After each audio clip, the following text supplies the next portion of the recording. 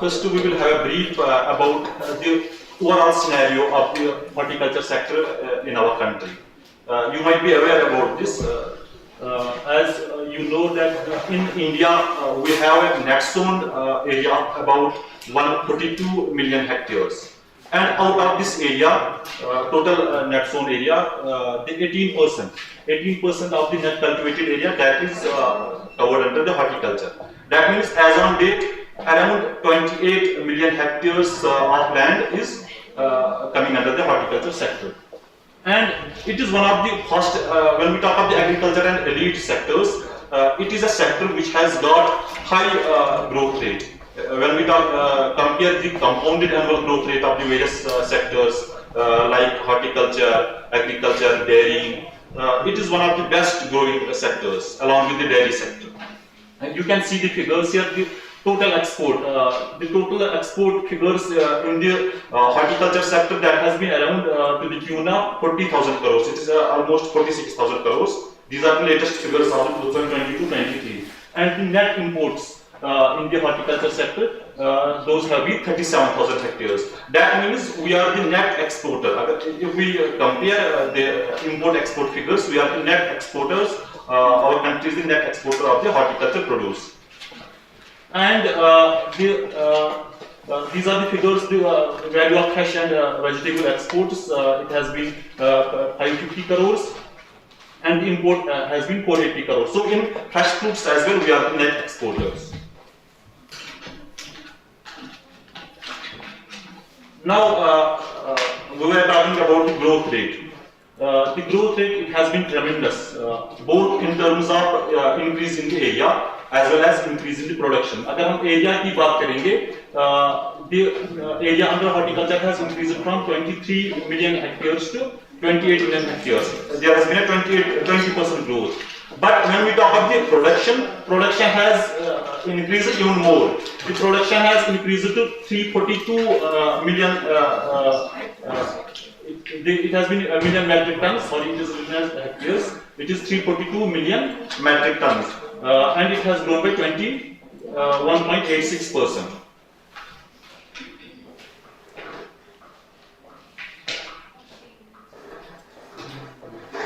Now, what are the opportunities and challenges in this sector? When we talk of the challenge has been there are certain challenges like we have got old and snail plant orchards. It is common in country and J&K as well. The situation is both similar in the country and as well as J&K. अगर हम J&K की बात करेंगे, आपको पता ही होगा कि जो हमारे snail orchards है, that are mainly किस crop में है, that is in apple में है वो, and also lack of high yielding or high density plantations, वो भी एक हमारा issue है, जो कि productivity हमारी कम है, lack of adoption of global practices, lack of skilled workforce. Again, one more challenge is अगर हम post harvest losses की देखेंगे, overall जो crops है, you will be well aware about this. जो post harvest losses है, those are 10 to 20% in majority of the horticulture crops. अगर हम एप्पल की भी बात करेंगे, तो एवरेज जो इसमें losses post harvest losses होते हैं, those are 10%. हम एवरेज 10% लेते हैं. Now again we have got gaps in the cold storage. अगर हम ऑल इंडिया सिनेरियो की बात करेंगे, अभी एक NABCONS है. NABCONS it is a subsidiary of NABARD. It provides the consultancy services to the various institutes. They have conducted a study recently. It was conducted recently, and they have estimated that India has, as on date, installed capacity of the cold storage, that is 380 lakh metric tons, and we have got a deficit of 519 lakh metric tons. That means कि हमारी installed capacity है cold storage की, उससे ज़्यादा हमारी, I think we have got around 120 to 130% we are deficit in this cold storage. So these are the challenges of the sector. Now हम Jammu and Kashmir की बात करेंगे. हमने एक रिसेंटली एक फाइनेंस मिनिस्ट्री की एडवाइस पे यहाँ स्टडी की है हॉर्टिकल्चर सेक्टर में, particularly with respect to the cold storage, gaps in the cold storage. तो उसमें हमने देखा कि जो CAGR compound annual growth rate of production, that is 2.5%. Production में CAGR हायर है than 0.7% in the area under production, मतलब जो ग्रोथ रेट आप CAGR समझते हो ना आप, it is the mean growth rate. और एक इंपॉर्टेंट पॉइंट है कि अगर हम एप्पल इकोनॉमी, क्योंकि हम जो हॉर्टिकल्चर सेक्टर है दैट इज प्रेडोमिनेंट, जो इसमें क्रॉप है दैट इज द एप्पल, तो इसमें जो हमारी इकोनॉमी है एप्पल की that is oriented towards fresh market, जो फ्रेश हमारा प्रोड्यूस है, फ्रेश फ्रूट जाता है उसी की मार्केटिंग होती है। यहाँ वैल्यू एडिशन और प्रोसेसिंग उतनी ज्यादा हो नहीं होती। लगभग एवरेज में हमारा 170 lakh hectares, sorry 1.7 lakh hectares area है एप्पल में, एप्पल क्रॉप में, और जो एवरेज प्रोडक्शन है that is around 90 lakh metric ton. तो प्रोडक्टिविटी की अगर हम बात करेंगे, आप पिछले स्लाइड्स में देख रहे थे कि जो एवरेज प्रोडक्शन है एप्पल की इंडिया में that is somewhere around 8 metric ton per hectare. जो JNT की बात करेंगे हम प्रोडक्टिविटी की, it comes around 12 metric ton per hectare, comparatively higher है but still it is we are lagging behind. अगर हम डेवलप्ड कंट्रीज की बात करेंगे हम उसमें लैग कर रहे हैं। उसके रीजन आपको पता ही है, एक रीजन ये है कि हमारे पास जो स्नाइल ऑर्चर्ड्स है उसका प्रोपोर्शन बहुत ज्यादा है। हमारे पास जो स्नाइल ऑर्चर्ड्स है अराउंड 30% जो एरिया है वो दैट कम्स अंडर स्नाइल, उसमें 60,000 हेक्टेयर्स आते हैं और उसकी वजह से हमारी प्रोडक्टिविटी कम हो जाती है। नंबर सेकंड इज नेग्लिजिबल, हमारी जो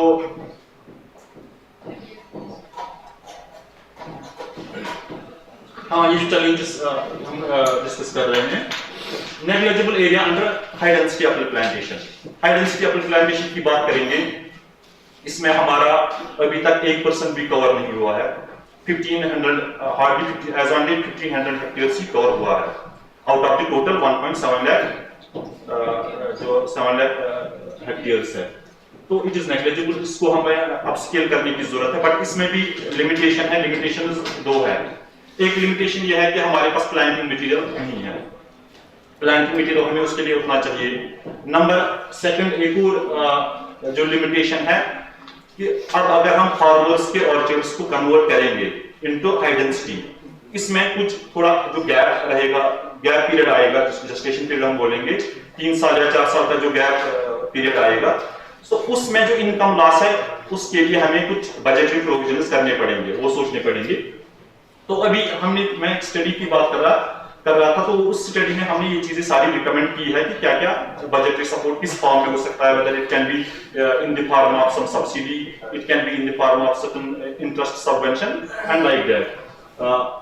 And also gap तो हमने पहली बात की, ऑल इंडिया सिनेरियो की हमने गैप की बात की। तो अभी हम JNK की बात करेंगे। JNK में जो इंस्टॉलर कैपेसिटी, किसी को आइडिया है कितनी है इंस्टॉलर कैपेसिटी हमारी कोल्ड स्टोरेज की as on date? It is 2.05 lakh metric tons है हमारी अभी इंस्टॉल्ड कैपेसिटी, बट जो हमारी फर्दर रिक्वायरमेंट है 5 लाख मेट्रिक टन, इसको हमने कैसे, किस बेसिस पे इसको कैलकुलेट किया, ये 5 लाख मेट्रिक टन हमने कैसे निकाला है? हम एज्यूम इसमें करते हैं कि सिर्फ ग्रेड A और ग्रेड B फ्रूट ही कोल्ड स्टोरेज में जाएगा, बाकी नहीं जाएगा। C&D उसमें कोल्ड स्टोरेज में नहीं जाएगा। इसमें एक और असम्पशन है कि 10% पोस्ट हार्वेस्ट लॉस है। उसके बाद जो 10% पोस्ट हार्वेस्ट लॉस है, उसके बाद हम ये एज्यूम करते हैं कि 40% जो फ्रूट है वो फ्रेश जाएगा, that will be exported fresh. जो रिमेनिंग है उसके बेसिस पे जो गैप हम कैलकुलेट करते हैं एज ऑन डेट, हमारी गैप है 5 lakh metric ton. That means जो हमारी इंस्टॉल्ड कैपेसिटी है 2.05 lakh metric ton, it is 250% हमारी गैप है still in CA storage. Now अब हम स्कीम्स पे आएंगे कि क्या क्या स्कीम्स, मतलब ये जो हमारी चैलेंजेस है, कौन सी स्कीम्स है हमारे पास, what are the schemes which can be beneficial and which can be utilized to bridge these gaps. Number 1 एक ये गवर्नमेंट ऑफ इंडिया की स्कीम है एग्री इंफ्रास्ट्रक्चर फंड। ये एक स्कीम है, इसमें जो एलिजिबल एंटिटीज है, फार्मर्स भी इसमें एलिजिबल है, एग्री एंटरप्रेन्योर्स है, स्टार्टअप्स है, कोऑपरेटिव सोसाइटीज, इवन जो मंडीज है वो भी इसमें एलिजिबल है। और इसमें जो टोटल जो गवर्नमेंट ऑफ इंडिया ने जो बजट रखा है दैट इज 1 लाख करोड़। इसमें 3% सबवेंशन मिलता है। सबवेंशन समझते हो आप? कोई मुझे समझाएगा subvention, what is interest subvention? Interest subvention का मतलब होता है, सपोज आप बैंक के पास गए, आपको वो लोन देते हैं सपोज 7% पे। अगर केसीसी आपने सुना होगा, किसान क्रेडिट कार्ड, तो उसमें 7% पे बैंक लोन देता है। और इंटरेस्ट सबवेंशन, फिर जो इंटरेस्ट उसको 7% देना है, सपोज अगर 1 लाख का लोन लिया, उसके 7% उसको ईयरली इंटरेस्ट चलेगा, दैट विल बी 7000। अब क्या करता है, गवर्नमेंट सबवेंशन सपोर्ट देता है टू द फार्मर्स, वो उनको देता है, मतलब वो directly through direct benefit transfer उनको 3% सबवेंशन देता है। दैट मींस जो उनको 7000 शुरू करना था interest, out of that 7000 rupees, 3000 will be paid by the government to the farmers and that will be credited directly into their account। ठीक है, इसको सबवेंशन बोलते हैं। That means कि अगर एग्री इंफ्रास्ट्रक्चर फंड है, अगर कोई इस स्कीम के अंदर कोई अपना यूनिट खोलेगा, तो उसको इफेक्टिवली, वो तो केसीसी की मैं एग्जांपल दे रहा था, उसमें 4% इफेक्टिवली पड़ता है उसको, यहाँ पे इसको इफेक्टिवली पड़ेगा अराउंड 6%। दैट मींस कि बैंक उसको चार्ज करेगा 9% और 3% गवर्नमेंट की तरफ से सबवेंशन मिलेगा उसको, और वो सबवेंशन कहां तक मिलेगा, that is up to 2 crore, मतलब 2 करोड़ तक का वो प्रोजेक्ट इसमें कर सकता है। और इसमें एक और अच्छी चीज है, क्रेडिट गारंटी। क्रेडिट गारंटी का क्या मतलब है, क्रेडिट गारंटी होता है, सपोज आप बैंक के पास गए, लोन लिया, वो आपसे कुछ गारंटी मांगेगा, या तो कोई कोलैटरल आपसे लेगा, या अगर आप सपोज हाउसिंग लोन ले रहे हो तो वो जो आपकी प्रॉपर्टी है वो मॉर्टगेज रखेगी। इस केस में वैसा कुछ है ही नहीं, इसमें आपको क्रेडिट, गवर्नमेंट की क्रेडिट गारंटी देती है, आपको इसमें कोई कोलैटरल सिक्योरिटी की रिक्वायरमेंट नहीं पड़ेगी। So that is known as credit. ये इस स्कीम के बेनिफिट्स है, एक तो सबवेंशन भी मिलता है एंड इसमें क्रेडिट गारंटी, और एक इसमें बहुत अच्छी चीज है, इसमें आप बड़े बड़े प्रोजेक्ट्स कर सकते हो। तो आप जो फार्मर्स है या कोई एंटरप्रेन्योर है, आप उनको मोटिवेट कर सकते हो to go for this scheme. अब इसमें जो सपोर्टेड एक्टिविटीज है, व्हाट आर सपोर्टेड एक्टिविटीज, और एक और बहुत अच्छी बात है इसमें, कन्वर्जेंस भी है। एक तो वो इस स्कीम में बेनिफिट लेगा ही लेगा ही, वो दूसरी स्कीम्स के साथ, अगर कोई सब्सिडी दूसरी स्कीम है उसमें कन्वर्ज कर सकता है, मतलब वहां से भी बेनिफिट ले सकता है। अब सपोर्टेड एक्टिविटीज की बात करेंगे, पोस्ट हार्वेस्ट मैनेजमेंट में warehouses, silos, pack houses, sorting and grading units, cold chain, logistic facilities, ये सारी इसमें एलिजिबल है। प्राइमरी प्रोसेसिंग के लिए भी आप इसमें जा सकते हो, या कोई ऐसा प्रोजेक्ट आप देखोगे जो एक कम्युनिटी बेस्ड प्रोजेक्ट है, वो भी इसमें आप कर सकते हैं। एंड इसमें प्रिसाइशन, स्मार्ट एंड प्रिसाइशन एग्रीकल्चर के लिए भी आप इसमें, जो हाईटेक एग्रीकल्चर जिसको हम बोलते हैं, उसमें भी, या हाईटेक हॉर्टिकल्चर, उसमें भी आप जा सकते हैं। सप्लाई चेन, जो वैल्यू चेन डेवलपमेंट या बाकी चीजें, इसमें भी आप इस तरीके के प्रोजेक्ट्स कर सकते हैं। एक जैसे कि मैंने कन्वर्जेंस की बात की थी, कन्वर्जेंस कहां कर सकते हैं, मतलब एक इस एग्री इंफ्रास्ट्रक्चर फंड में तो बेनिफिट ले लिया, we can also converge with other schemes, जैसे कि MIDH गवर्नमेंट ऑफ इंडिया की एक और स्कीम, आपको आइडिया होगा इसके बारे में, उसमें भी कन्वर्ज कर सकते हैं। PMFME जानते हो ना स्कीम, हाँ, PMFME में कर सकते हो, या बाकी कोल्ड चेन स्कीम्स है, या RKVY, उन जो गवर्नमेंट ऑफ JNP की जो स्कीम्स है, जैसे HADP है, हाई डेंसिटी प्लांटेशन है, या बाकी स्कीम्स है, उनमें कन्वर्जेंस ओपन है। मतलब कन्वर्जेंस आप समझ गए ना कि आप उस स्कीम में भी बेनिफिट लोगे और दूसरी स्कीम्स में भी। आपको ये नहीं बोला जाएगा, या कोई किसी एंटरप्रेन्योर को ये नहीं बोला जाएगा कि आपने इस स्कीम में बेनिफिट लिया, दूसरे में कन्वर्ज नहीं कर सकते हो। नाउ ये कुछ चेकलिस्ट है, ये चेकलिस्ट मतलब अगर कोई एंटरप्रेन्योर ये काम करना चाहेगा इस स्कीम के अंदर, वो बेनिफिट लेना चाहेगा, तो these are the required documents which he has to और she has to produce before the bank for availing the loan under this scheme. Now इसमें अप्लाई कैसे करना है, जो एप्लीकेशंस है वो एक पोर्टल है इसका, एग्री इंफ्रास्ट्रक्चर फंड का, agriinfra.dac.gov.in। इसी में पहले क्या होता है, AIF-TMAT MOA, minister of agriculture, it verifies applications and transfers to the bank branch for appraisal and inspection, वहां पे वेरिफिकेशन होगी। Then bank branch coordinates with the nodal officer to assess the submitted application, regularly checks the portal। उसके बाद क्या होता है, application verified by the bank, registered on CGT-MSE, ये credit guarantee जो trust है, CGT-MSE means it's a trust for credit guarantee, and loan is sanctioned disbursal as per schedule। Then bank submits claim to the MOA for interest subvention। and credit guarantee fee on quarterly basis, and government of India transfers interest subvention and credit guarantee fee to the bank. से bank को transfer करता है, then it is passed on to the beneficiary. Now national horticulture board आप जानते हो, उनकी भी कुछ स्कीम्स है जिनमें एंटरप्रेन्योर्स बेनिफिट ले सकते हैं. इसमें integrated post harvest management projects है, लाइक पैक हाउस है, राइपनिंग चैम्बर्स है, रीफरवेंस है, रिटेल आउटलेट्स में कूलिंग यूनिट्स, ये सारे इसमें सब्सिडी जो अवेलेबल है it is credit linked back ended subsidy. Back ended means कि जब एक बेनिफिशियरी का लोन चलता है तो लास्ट में ये जो 30% है वो उसी लोन के साथ लास्ट में एडजस्ट होता है, फ्रंट एंडेड नहीं है, मतलब उसको अपफ्रंट वो सब्सिडी नहीं मिलती है, बैक एंड में वो उसके साथ वो उसको ये करते हैं एडजस्ट. ठीक है. और इसमें जो मैक्सिमम सीलिंग है प्रोजेक्ट की दैट इज ₹145 लाख पर प्रोजेक्ट, और इसकी 30% सब्सिडी मिलती है. देन कोल्ड रूम्स के लिए जो छोटे कोल्ड यूनिट्स है हमारे up to 30 metric ton capacity, तो इसमें जो मैक्सिमम सीलिंग है 15 लाख पर यूनिट, तो इसके लिए भी एंटरप्रेन्योर्स जा सकते हैं. मोबाइल कूलिंग यूनिट, उसका भी यूनिट कॉस्ट जो है 25 लाख है. देन राइपनिंग चैम्बर 1 लाख पर मेट्रिक टन इसमें बेनिफिट मिलता है. प्राइमरी प्रोसेसिंग ऑफ फ्रूट्स में 25 लाख पर यूनिट है. And then retail outlets 15 lakh per unit, और इन सभी में जो सब्सिडी मिलती है दैट इज 35%. और इसमें जो एलिजिबल जो बेनिफिशियरीज है those are growers, individual groups, farmer producer organisations, एसएचजीज, एनजीओज एंड अदर्स. अब हम बात कर रहे थे कोल्ड स्टोरेज, हमारी जो गैप है कोल्ड स्टोरेज की. यहाँ पे जो कोल्ड स्टोरेज, अगर हम जेएनटी की बात करेंगे, यहाँ पे जो असिस्टेंस मिलती है और जो कोल्ड स्टोरेज यहाँ सी स्टोरेज डेवलप होते हैं, those are developed under MIDH. इसी स्कीम में ये डेवलप हुए हैं अभी तक. जो भी 2 लाख मेट्रिक टन की कैपेसिटी हमने डेवलप की है that has been developed under this NHB scheme MIDH.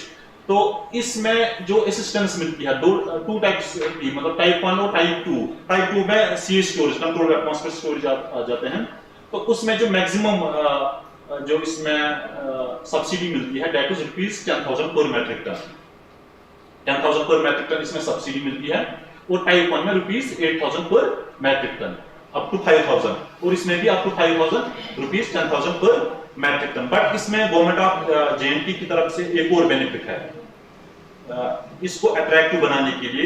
अगर हम यूनिट कास्ट की बात करेंगे, इसकी यूनिट कास्ट जो इसके हिसाब से कितना यूनिट कास्ट आएगा इसमें जेएनटी के लिए, इसमें 50% सब्सिडी है. तो इस हिसाब से इसका जो यूनिट कास्ट आता है पर मेट्रिक टन लगभग इसका 20 से 25,000 इसका जो कॉस्ट आएगा. अब इसमें गवर्नमेंट ने क्या किया, उन्होंने एक तो ये सब्सिडी एमआईडीएच में देते ही है, दूसरा जेएनटी गवर्नमेंट ने कैपेक्स बजट में भी वो लगभग 14,000 पर मेट्रिक टन इसमें बेनिफिट देता है. So that there is the growth of cold storage. जो हमारी गैप है कोल्ड स्टोरेज की दैट इज फुलफिल्ड. ठीक है. तो इसमें जनरल पैटर्न ऑफ सिस्टम जो है that is 30% of capital cost. ये चेकलिस्ट है. इसमें अगर कोई एंटरप्रेन्योर जाना चाहेगा तो उसको क्या क्या चीजें उसको चाहिए.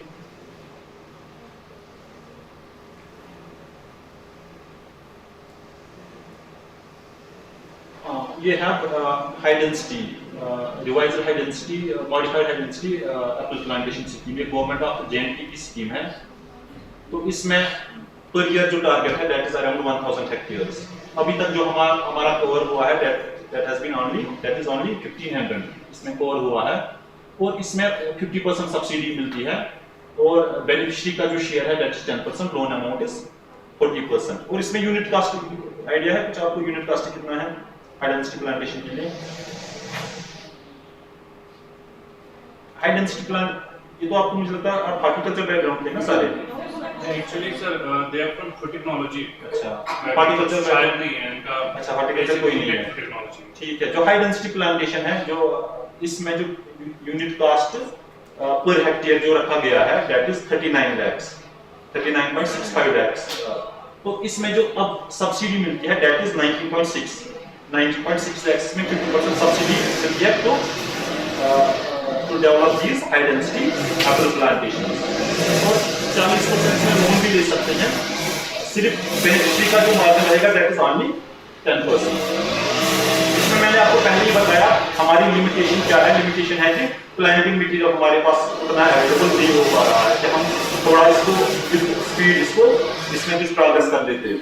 प्लांटिंग मटेरियल के लिए अभी जैसे मंगा रहे हैं, जो रूट स्टॉक हम मंगा रहे हैं वो फॉरेन से ही मंगा रहे हैं, इटली वगैरह से, तो उसमें भी क्या एक और लिमिटेशन है कि उसको हमें क्वारंटीन करना पड़ता है, उस रूट स्टॉक को 1.5 साल का क्वारंटीन रहता है, तो that is again a limiting factor. तो इसके लिए मतलब अगर हमें हाई डेंसिटी प्लांटेशन स्कीम को और स्पीड के साथ इसमें प्रोग्रेस करनी है, then what we have to do, we have to develop our own nurseries. उसके लिए हमें इंफ्रास्ट्रक्चर यहाँ डेवलप करना पड़ेगा, खुद की नर्सरीज डेवलप करनी होगी। तो ये है, ये तो जेएनके गवर्नमेंट की स्कीम है, इसमें ये फ्लो चार्ट है कि कैसे इसमें अप्लाई करना है। It is implemented through department of horticulture, then horticulture इसमें फिजिबिलिटी या बाकी वेरिफिकेशंस करके कमर्शियल बैंक्स के पास जाएगा ये, and then they provide the loan, 40% loan जो इसमें है वो प्रोवाइड करते हैं। Also subsidies also routed directly, subsidies में directly horticulture department, not through the banks, it is routed through the horticulture department.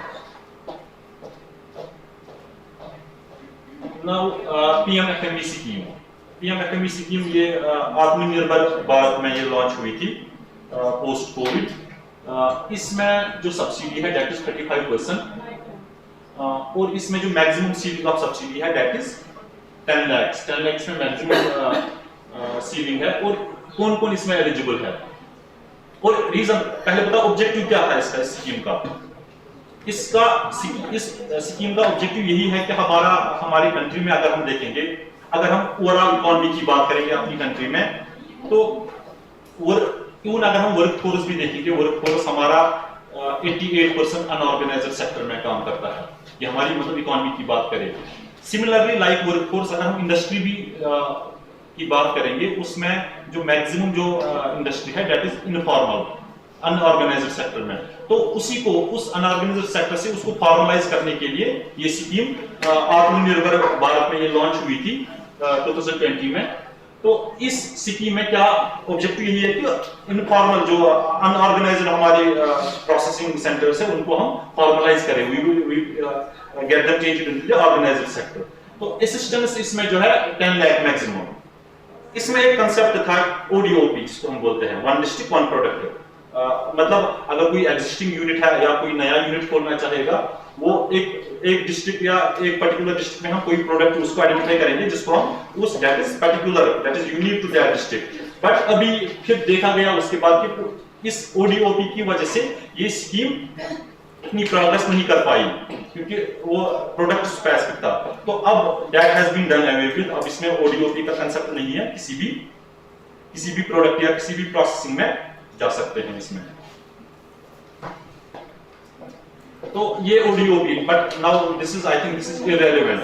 ये जो ओडीओपी हमने यहाँ पे आइडेंटिफाई किए थे, अब किसी भी, पहले बोला जाता था कि नहीं इन्हीं प्रोडक्ट्स में प्रोसेसिंग यूनिट्स खोलने हैं पर्टिकुलर डिस्ट्रिक्ट में, but now this has been done everywhere. Now this is the process, कैसे इसमें जो एप्लीकेंट है वो कैसे अप्लाई करेगा। Now we have got scheme agri-clinic agri-business scheme.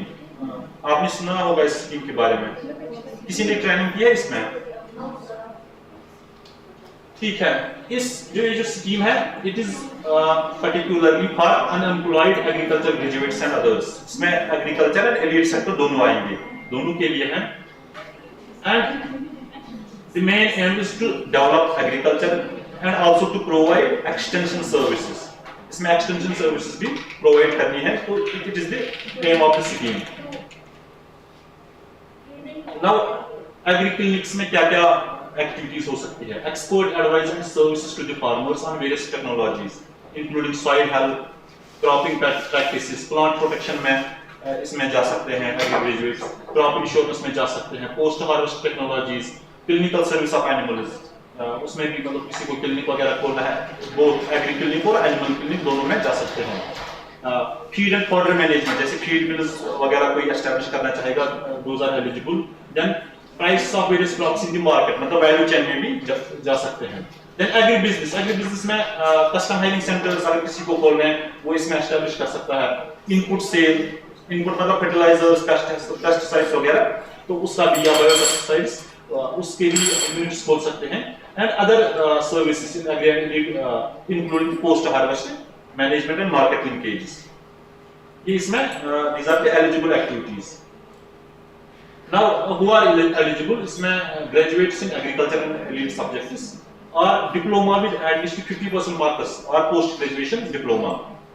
Then BSc graduates with PG in agri and related subjects, degree course with more than 60% course content in agri and related subjects. अगर किसी ने किसी दूसरे subject में किया हो या उसमें 60% जो कोर्स वर्क रहा हो agriculture related, those are also eligible. या diploma holders with 60% course content in agri and related with BSc or with BSc degree. Then agri related courses at 10+2 level with at least 55% marks. These are the eligible, मतलब general जो है graduate. फिर हम थोड़ी सी इसमें relaxation देते हैं, हम इसमें फिर जो नॉर्मल बीएससी है उनको भी ले लेते हैं।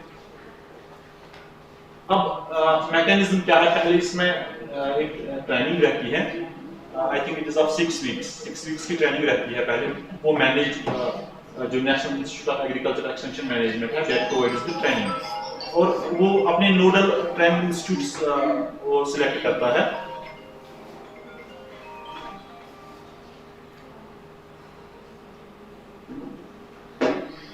तो जो ये मैनेज ट्रेनिंग्स कराता है हर एक स्टेट में वो डिजिग्नेट करता है नोडल ट्रेनिंग इंस्टीट्यूट्स। अगर हम जेएनपी की बात करेंगे, जो स्कॉस्ट जो है, SKUAST is the nodal training institute for agri clinic agri business training. इसमें क्या होता है, 6 वीक्स की ट्रेनिंग के बाद certificates are issued by manage after completion of 2 months training. Sorry 6 weeks नहीं है, 8 वीक्स है, ये 2 मंथ्स ट्रेनिंग है ये। अब अगर किसी ने अर्लियर ट्रेनिंग इसमें की हो, refresher trainings are also important if the knowledge has become obsolete with the passage of time. अब इसके फीचर्स क्या है? It is again credit linked back-ended subsidy scheme. इसमें कंपोजिट मतलब कंपोजिट बेनिफिट मिलता है, टर्म लोन भी मिल सकता है और वर्किंग कैपिटल भी मिलता है। इसमें जो प्रोजेक्ट कास्ट है, अगर कोई अंडरटेकर इसमें जाना चाहेगा 20 लाख है इसमें प्रोजेक्ट कास्ट। अब अगर कोई अच्छा प्रोजेक्ट है तो उसमें वो 25 लाख का भी प्रोजेक्ट बना सकता है। देन अगर कोई ग्रुप ऑफ जो है एप्लीकेंट्स है, वो चाहेंगे हम ग्रुप में कोई एक्टिविटी करना चाहेंगे ऑफ अ लार्जर स्केल, तो उसमें 100 लाख का प्रोजेक्ट कॉस्ट हो सकता है। और इसमें जो सब्सिडी मिलती है दैट इज 44%। अगर हम जेएनटी की बात करेंगे, इसमें 44% सब्सिडी अवेलेबल है जेएनटी के लिए, and also for women and SC ST. बाकी एरियाज में इसमें 36% सब्सिडी अवेलेबल है।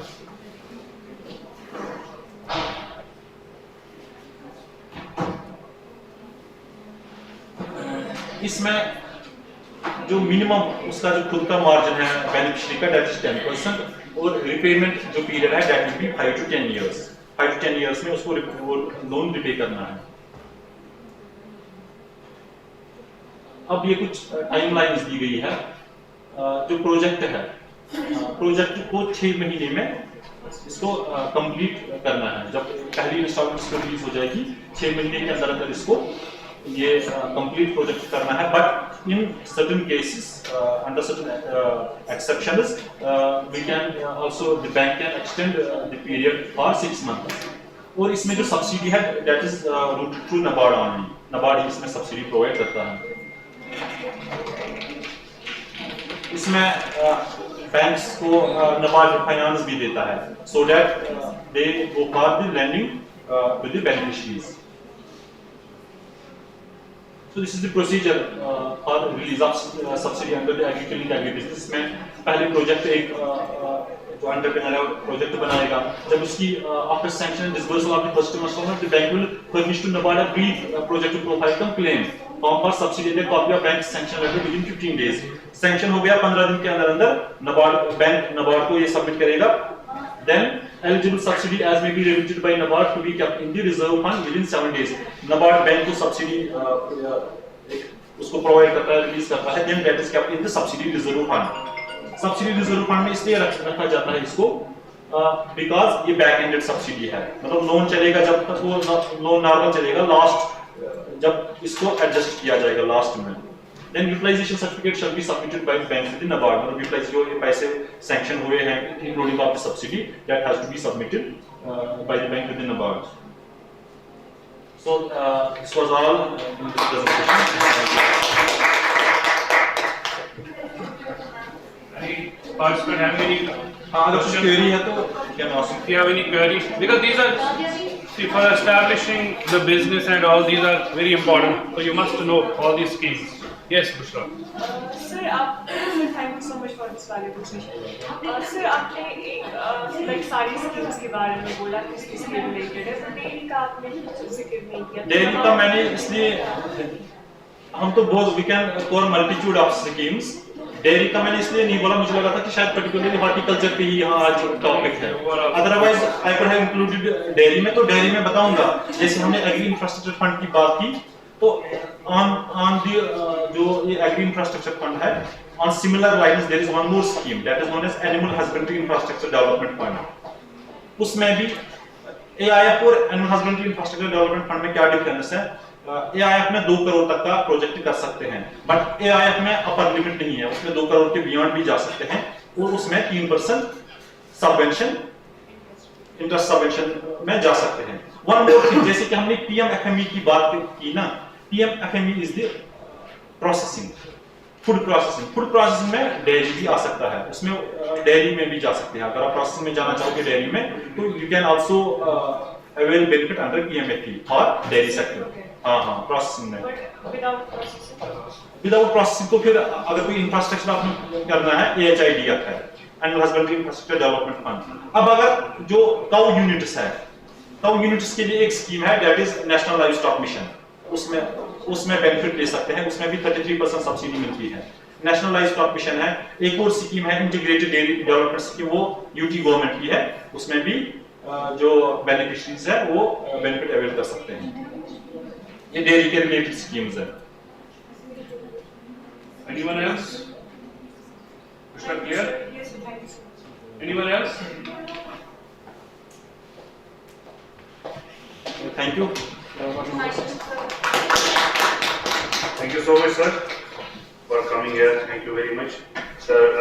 You kindly accept a token of appreciation from our side.